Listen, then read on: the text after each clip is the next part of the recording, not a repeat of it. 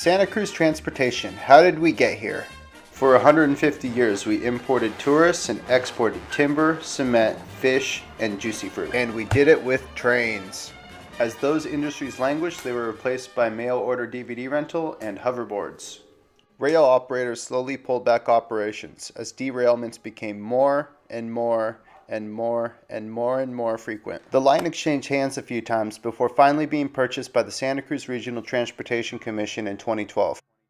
Their plan was to create a world-class multimodal trail for pedestrians and cyclists and bring back a train.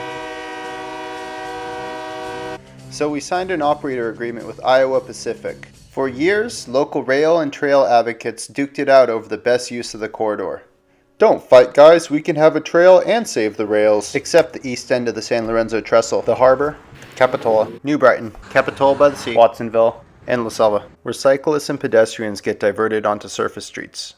Meanwhile, traffic and road conditions continued to deteriorate. The county was short on cash, so we passed a 30-year sales tax measure to fund transportation. County officials were adamant about keeping the rails. But trail-only advocates twisted their arm and succeeded in getting the Unified Corridor Investment Study passed, which would determine the best use of all of our transportation assets. While all this was going on, Iowa Pacific was running a Polar Express excursion train, but got shut down for safety violations. It then approached the RTC about storing 100 petroleum tanker cars on the corridor and splitting the money. Shortly after, Iowa Pacific skipped town and stiffed the RTC for more than $80,000 worth of back payments. A new operator was needed, but fortunately one approached us before Iowa Pacific announced that they were abandoning the line.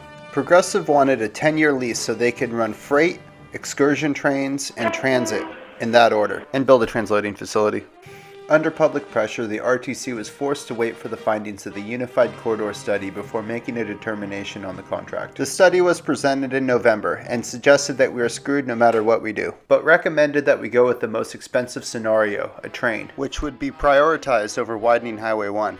I'm going to quote, Mr. Dondero, I'm going to quote you because you did send out a missive here.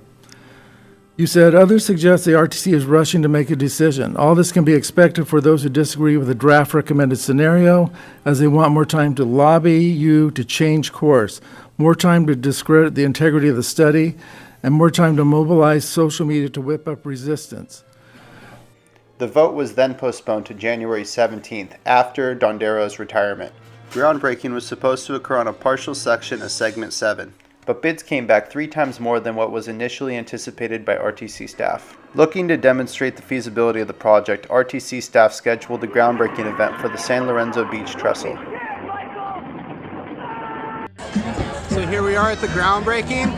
It's 7 years after we purchased the corridor and 7 days until we vote on the official use. If that seems all right with you, then that's fine. And if it doesn't, please show up January 17th and have your voice heard. Thank you. A parade which started for us when we first entered Santa Cruz County, the county of contrasts.